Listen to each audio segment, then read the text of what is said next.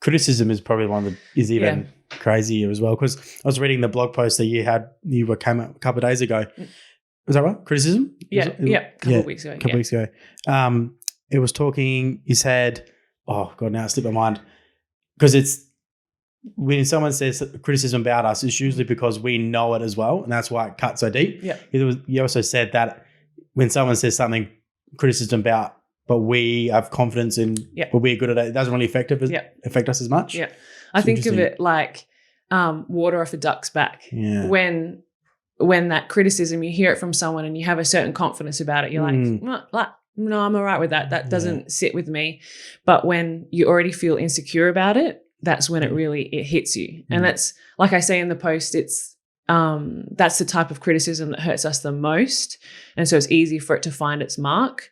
Yeah. But also it's a great insight into the areas that we have insecurities about. So that's a red flag, like, oh, maybe I should do some work on this, like work as in journaling or reflection, to figure out, why do I feel insecure when someone attacks my performance on the court? Oh, it's because I think that I'm not good enough and I'm trying to get their approval. Let's go back to what I love to do on the court instead of worrying about trying to make other people happy.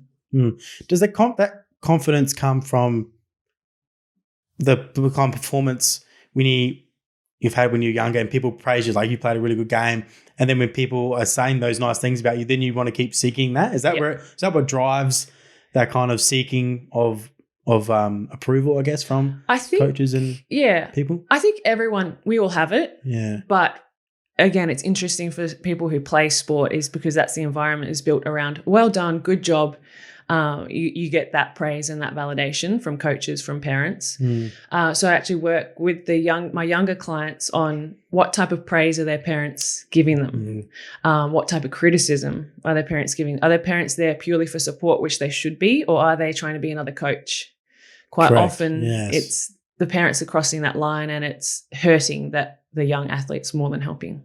Probably would hurt more if your parent is someone who's quite accomplished in sport as well. Would make it even harder for those things, because I guess if you have a parent who's quite accomplished, you probably seek their advice regarding that environment or that sport as well as a coach, or you probably don't even kind of put the coach's kind of messages in front of your own parents, because it's your parent and they were quite accomplished in the sport. It's really tricky, because you love your parents and you want them to love you. So you just want to make them proud.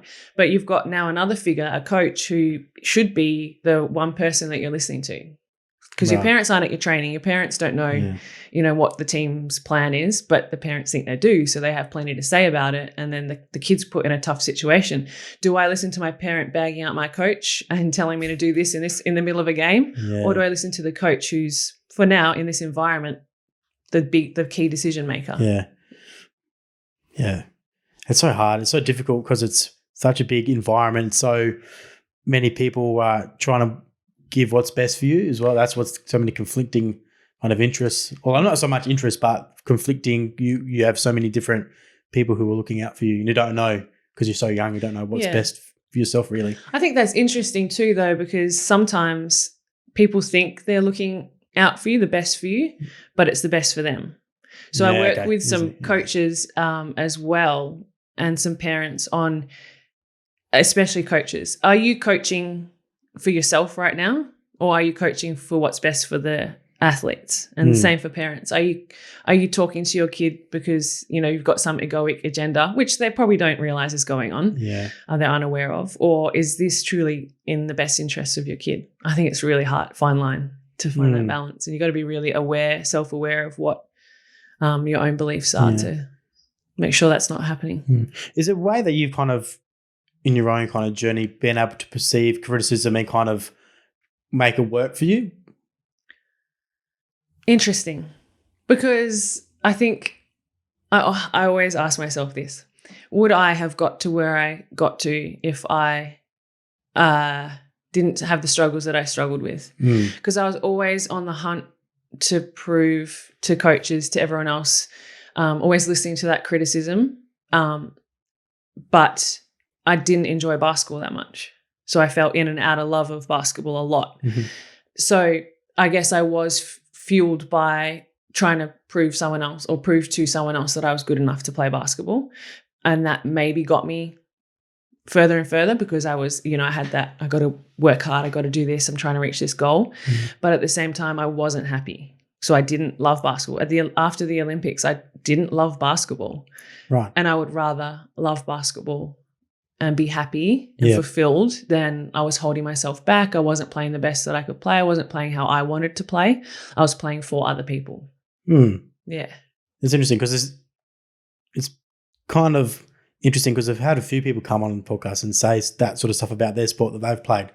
And it's interesting because you grow up and you get into the sport because you love it, and then you find out you're actually good at it, good enough to make a career or, do that. And then it's about then you got the pressures of making money, like you're turning the love of when you're a child into an adult career, and it's kind of balancing all that sort of stuff as well. And then you got pressures from outside sources weighing you down. And then the other thing you've got social media people putting you down as well. Then it's why have I put myself in this situation? And playing the sport that when you were younger got you away from all of that is no longer there anymore. You're going out, there's more pressure on you, which is incredible. And it kind of blows my mind because I think the key is holding on to that fun and that playing, that play. It's like a playtime. And as adults, we lose that. But kids are so good at it. They just play and they're pure in that moment and they're just having joy. Yeah.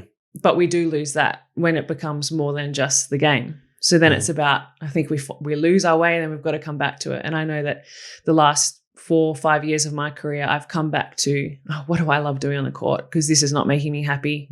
Trying to prove that I'm good enough to other people. And not even just on the court. Like it affected me off the court entirely.